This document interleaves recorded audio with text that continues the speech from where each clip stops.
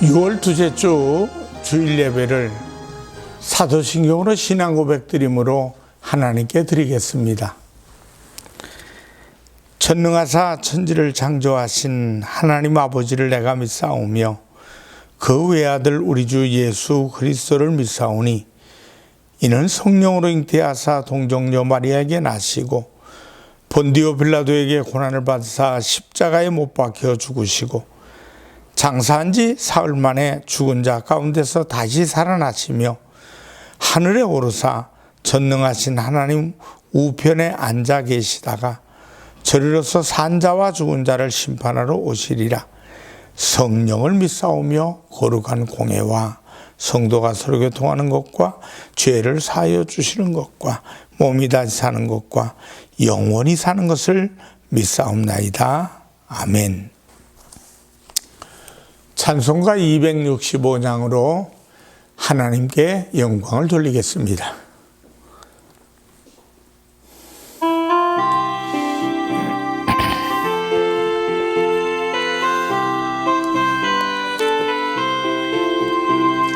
주 십자가를 지심으로 죄인을 구속하셨으니 그 피를 보고 믿는 자는 주님의 진노 면하겠네.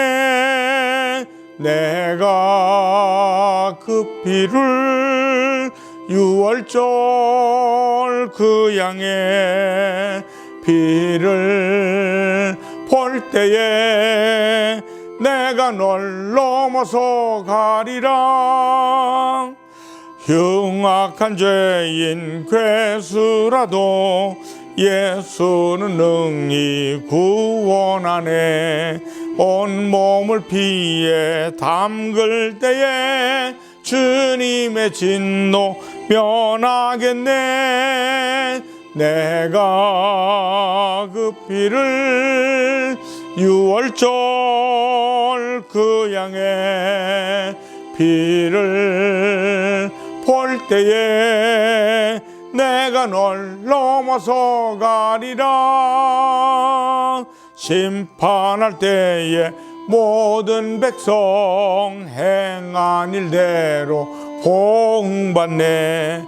주님의 피로 죄 씻으면 주님의 진노 면하겠네. 내가 그 피를 유월절 그 양의 피를 볼 때에 내가 널 넘어서 가리라. 구주의 사랑 크신 은혜 보혈의 능력 의지할세. 심판의 불이 내릴 때에 주님의 진노 면하겠네.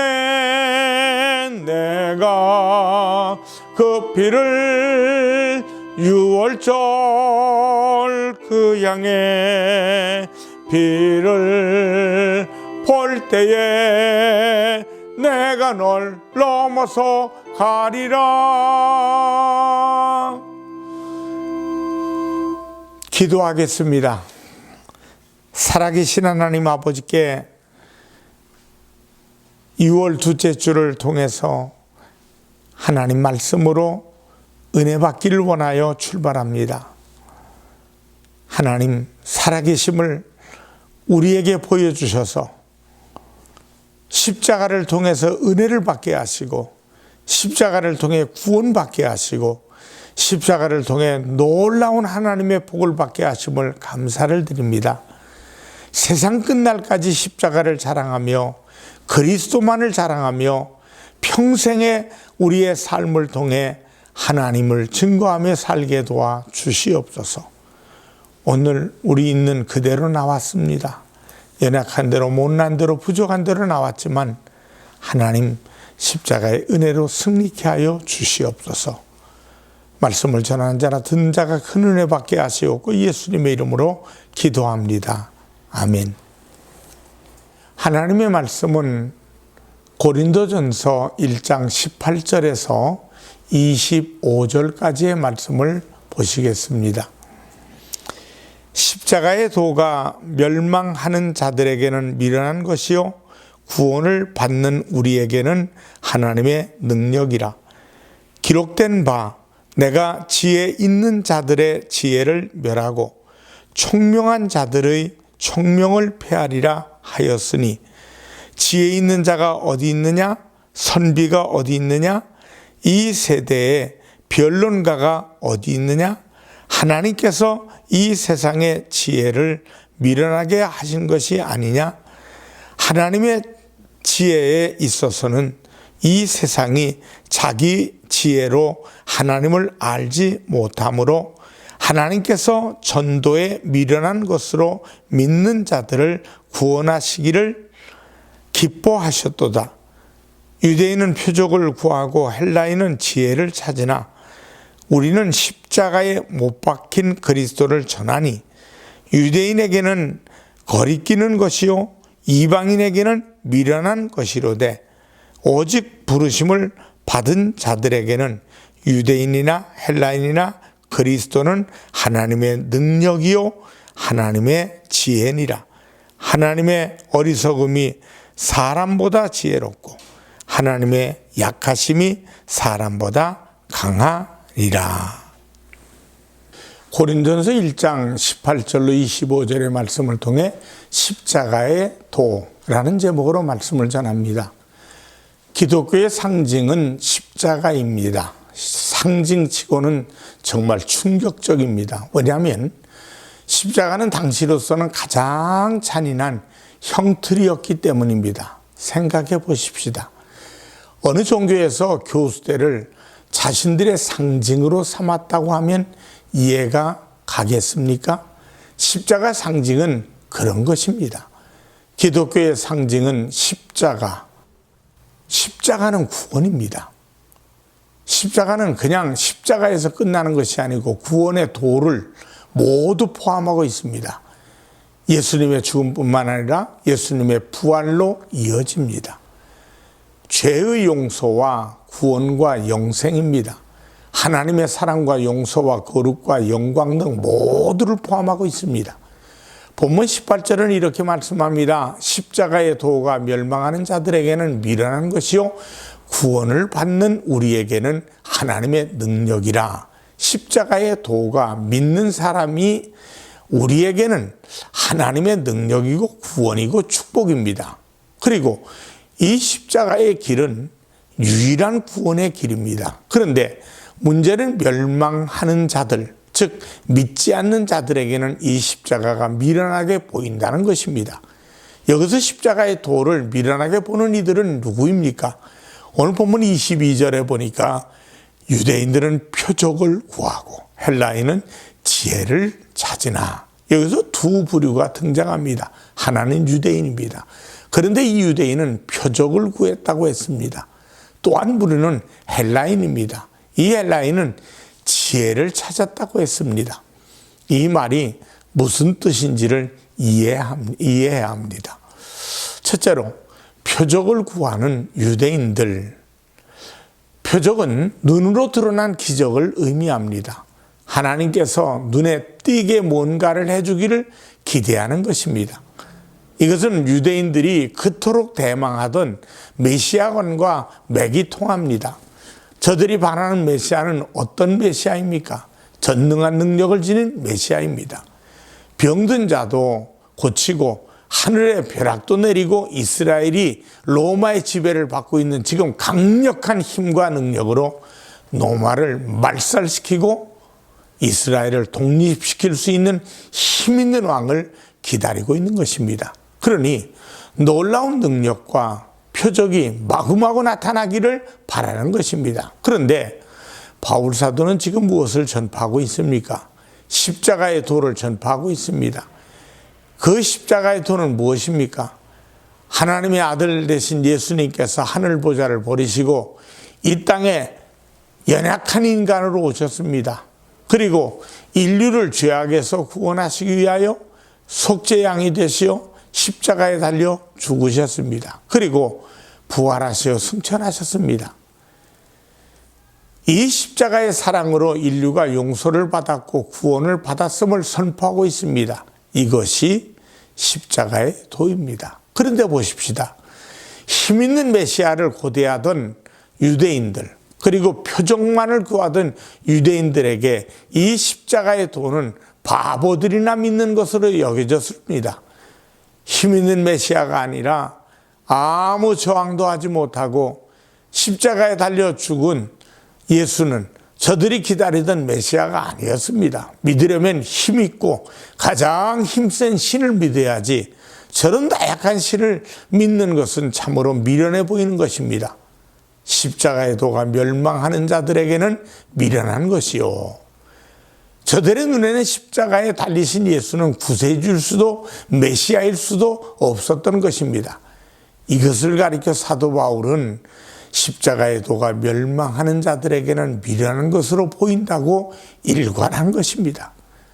저들은 오직 표적을 일으키는 강한 신만을 찾았습니다. 이 틈을 타고 초대교회는 가짜 메시아들이 판을 쳤습니다. 유대인들은 메시아의 황금 시대가 오면 굉장한 일이 일어날 것을 기대하고 있었습니다. 바울 사도는 여러 교회에 편지를 쓰는 그때에도 거짓 메시아들이 나타나서 사람들을 속이고 사기를 치며 자기가 구세주라고 했습니다. 주 45년경에는 드다라는 자가 나타났습니다. 그는 몇천 명이나 되는 사람들을 설득해서 집을 버리고 자기와 함께 요단강을 건너 광야로 가자고 했습니다. 자기가 명령하면 요단강물이 둘로 갈라져서 모두 다 발을 적시지 않고 강을 건널 수 있다고 약속을 받았듯이 얘기합니다. 여호수아의 기적을 보이겠다고 약속한 겁니다.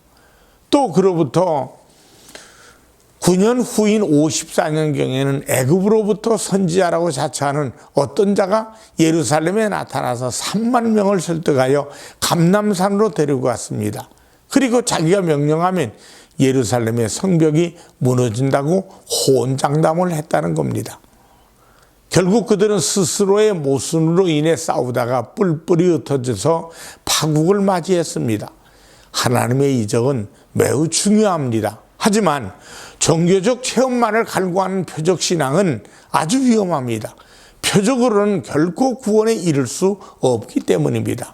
오직 십자가의 도, 십자가의 사랑만이 구원에 이룰 수 있는 겁니다. 표적을 구하는 유대인들은 이 중대한 사실을 놓친 겁니다. 표적을 구하는 유대인들, 그들의 함정은 그런 것입니다. 자꾸만 다른 표적을 구하고 유대 종교 지도자들을 향해 예수님은 몹시 꾸짖었습니다. 너희가 표적을 구하나 요나의 표적 외에는 너희에게 보여줄 표적이 없다고 말씀하셨습니다. 요나의 표적이 무엇입니까? 바로 예수님의 십자가의 죽음과 부활의 복음을 말하는 것입니다. 이 복음으로 인해 일어나는 구원으로 인해서 생명과 삶의 변화가 너희가 보아야 할 진정한 표적이라는 것입니다. 표적만을 찾는 신앙은 결국 인간을 구원할 수 없고 삶의 문제를 해결할 수 없습니다. 표적만을 찾는 신앙은 결국 인간을 구원할 수 없고 삶의 문제를 해결할 수 없기에 환상적 신앙에 빠지게 됩니다. 이제 이 환상적 신앙을 버리고 십자가의 도를 쫓는 여러분과 제가 되기를 주님의 이름으로 축원합니다. 둘째로, 지혜를 찾는 헬라인. 헬라인들이 지혜를 찾았다는 말은 무슨 뜻입니까? 22절의 헬라인은 지혜를 찾으나, 헬라인은 이성을 신뢰하고 지혜를 사랑하여 토론을 좋아하는 사람들이었습니다. 이처럼 지혜를 추구하는 사람을 소피스트라고 불렀습니다. 이런 지혜를 체계적 학문으로 추구하는 것을 철학이라고 불렀습니다. 원래 소피스트는 자신의 부족함을 보완하기 위해 여러 사람과 대화하며 지혜를 나누는 좋은 의미로 출발했습니다. 하지만 시간이 지나면서 점점 현학적으로 흘러가며 말의 화려함이나 궤변을 잘하는 사람을 가리키는 말로 변질되어 버렸습니다. 아무 해결책을 제시하지 못하는 논쟁에 불과했던 것입니다. 오늘 본문에서 사도 바울이 말하는 헬라인들이 추구하는 지혜란 화려해 보이지만 실제적으로 삶에 별 도움이 되지 못하는 사변을 말하는 겁니다. 헬라는 철학의 본고장입니다. 놀라운 지식과 학식을 지닌 사람들입니다. 최초의 소피스트였던 프로타고르스나 그리고 소크라테스, 플라톤, 아리스토텔레스 같은 철학자들의 고장입니다. 헬라인들의 지식과 지혜는 참으로 놀라운 수준이었습니다. 그러나 바울이 지적하는 중요한 사실이 있습니다. 이들이 지식이 인간을 구원할 수 없다는 것입니다. 인간을 근본적으로 변화시킬 수 없습니다. 한동안 인공지능, 알파고가 세계 최강의 바둑기사 이세돌과의 대결에서 이긴 후에 인공지능에 대한 관심이 높아지고 있습니다. 앞으로 다가올 4차원의 산업혁명의 핵심은 인공지능이 중심이 된 산업의 변화입니다. 그리고 그런 4차 산업의 혁명을 이루는 것이 마치 인간 사회의 큰 발전을 이루는 것이라고 생각합니다. 그런데 인공지능이 중심이 된 산업혁명이 시작되면 지금 사람들이 지닌 직업의 상당수가 사라지게 됩니다. 거기엔 이미 시작된 은행원을 비롯해서 의사, 변호사, 심지어 작가들까지도 사라진 것이라는 예고를 하고 지금 진행합니다. 인간이 추구한 발전의 결과가 수많은 사람들의 스스로의 직업을 잃어야만 하는 비극이 초래되는 것이죠. 이것이 인간이 추구하는 지혜의 한계입니다. 바울이 말하는 헬라인이 추구하는 지혜의 허상이 이런 것입니다. 그리고 이러한 헬라인들의 지혜의 추구는 후에 기독교 내에 침투하여 영적 이데아적 지혜를 추구하는 영지주의 이단을 낳게 됩니다. 이들은 육체를 지닌 인간의 삶은 허망하니 영적 지혜의 세계에 도달해야 한다고 역설을 했습니다. 그것은 매우 그럴듯한 구원관이었습니다. 이런 영지주의에 대해 사도들이 강조하는 것은 말씀이 육신되어 오신 예수님이었습니다. 예수님은 세상에 인간의 육신을 입고 오셔서 이 땅에서 십자가로 구원의 역사를 이루고 부활의 그 영광을 확증하셨습니다. 이 십자가가 죄로 멸망할 수밖에 없는 인간을 구원하여 부활의 영광에 이르게 하는 참된 지혜라는 것을 선택한 것입니다. 이 십자가의 지혜는 헬라 철학의 지혜와는 다르다는 것입니다. 이처럼 세상의 지식과 지혜로는 인간이 구원에 이르지 못하기 때문에 하나님이 내민 구원의 지혜가 바로 십자가라는 것입니다. 셋째로 믿는 자가 자랑하는 십자가의 도. 바울은 본문에서 역설합니다. 22절에서 24절입니다. 유대인은 표적을 구하나 헬라인은 지혜를 찾으나 우리는 십자가에 못 박힌 그리스도를 전하니 유대인에게는 거리끼는 것이요 이방인에게는 미련한 것이로되 오직 부르심을 받은 자들에게는 유대인이나 헬라인이나 그리스도는 하나님의 능력이요 하나님의 지혜니라. 그리스도의 십자가의 도는 표적을 구하고 지혜를 찾는 이들에게는 어리석게 보일 것입니다. 우선 십자가를 보세요. 무슨 신이 그렇게 힘없이 죽었단 말입니까? 그런 신이 어떻게 인류를 구원할 수 있다는 겁니까? 그러니 십자가에 달리신 예수를 믿는 것은 어리석은 짓이라고 생각했던 것입니다. 또한 성육신 사건을 보십시다. 전능한 신이 스스로 나약한 인간이 되었다? 이 얼마나 우습습니까? 다른 신들보다 더 강해져야지 나약한 인간으로 이 땅에 왔다는 그 신을 믿는 것은 어리석은 짓으로 보일 것입니다. 그렇게 나약한 신을 어떻게 믿으라는 것입니까? 그러니 고등 지식을 지닌 헬라인들의 눈에는 십자가가 어리석고 미련해 보일 수밖에 없는 것이죠. 또한 예수가 사람의 몸으로 와서 인간의 모든 죄와 허물을 짊어지시고 십자가에서 너무나 무기력하게 죽으셨습니다. 왕권을 지니고 메시아가 온다고 믿었던 유대인들의 눈에 얼마나 우스워 보였겠습니까? 메시아는 어마어마한 무시무시한 능력, 권능을 가지고 와서 이스라엘을 로마로부터 구원해 줄 것이라고 믿었던 유대인들에게는 연약한 십자가가 들어오겠습니까? 그러니 유대인에게나 헬라인의 눈에는 십자가가 어리석은 것이요, 예수를 믿는 자들이 한심해 보일 겁니다. 그러나 이것은 사실입니다. 그 무기력해 보이고 연약해 보였던 예수가 하나님의 뜻을 따라 십자가에서 죽으시고 부활하심으로 인류를 죄 가운데서 구원하셨습니다. 이것이 바로 구원의 지혜요, 지식인 것입니다. 오직 부르심을 입은 자들, 믿는 자들에게는 십자가의 도가 하나님의 능력이요, 하나님의 지혜라고 했습니다. 표적이나 헬라의 지혜로는 결코 죄사함을 받지 못하고 하나님과 화목할 수 없으며 죽었던 영혼이 살아나지 못합니다. 그러므로 십자가의 도야말로 하나님의 지혜요, 하나님의 능력인 것입니다. 미국의 죽음의 골짜기라는 것이 있습니다. 풀 한 폭이 자라지 않고 벌레 한 마리 살 수가 없는 곳이기에 그것을 죽음의 골짜기로 부른 것입니다. 그런데 1930년 5월에 놀라운 큰 변화가 일어났습니다.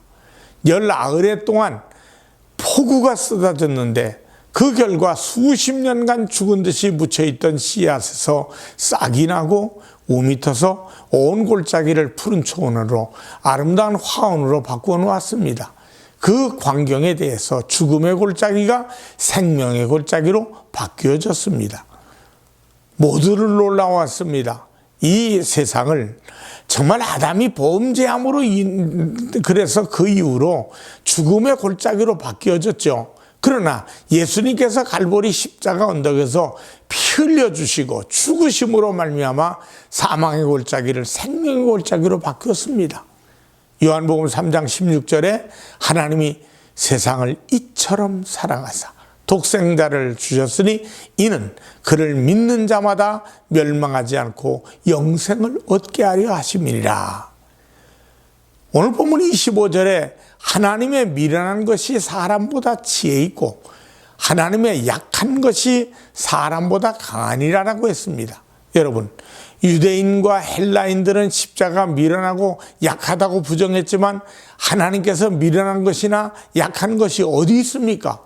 있을 수 없습니다. 다만 미련한 사람의 눈에 그렇게 보일 뿐입니다. 예수 그리스도께서 십자가에 못 박혀 죽으신 것은 사람 보기에 약하고 미련하게 보입니다.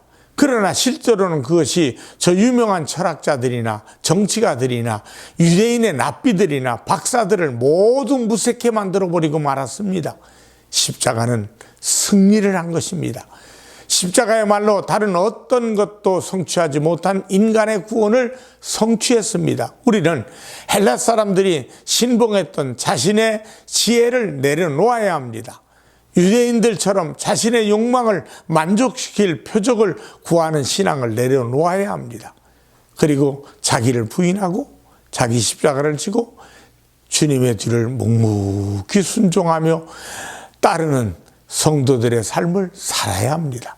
그렇게 될 때 그 어리석고 미련해 보이는 그 길이 마침내 모든 것을 영광되게 변화하는 하나님의 지혜요 능력임을 증거하게 될 것입니다. 미련하고 약하게 보이는 십자가의 도야말로 하나님께서 인간을 구원하시는 지혜요 능력이 됨을 믿으시기 바랍니다. 우리 모두 사도 바울이 외쳤던 십자가의 도를 전파하는 여러분과 제가 되기를 주님의 이름으로 축원합니다. 기도하겠습니다. 살아계신 아버지, 십자가로 인해서 우리의 삶 속에 소망과 놀라운 구원의 축복을 주심을 감사합니다. 우리의 삶, 우리의 생활, 평생의 십자가만 자랑하는 지혜 있는 자들 되게 하여 주시옵소서. 예수님의 이름으로 기도합니다. 아멘. 헌금을 위해 기도하겠습니다. 살아계신 아버지 하나님 앞에 믿음의 씨앗을 정성껏 심었습니다. 주일, 감사, 선교, 건축, 하나님의 것을 구별한 10의 1조를 통해 하나님 나라가 아름답게 복되게 그리고 하나님 영광을 드러내고 많은 사람들에게 희망을 주는 귀한 교회, 아름다운 삶이 되도록 인도하여 주시옵소서.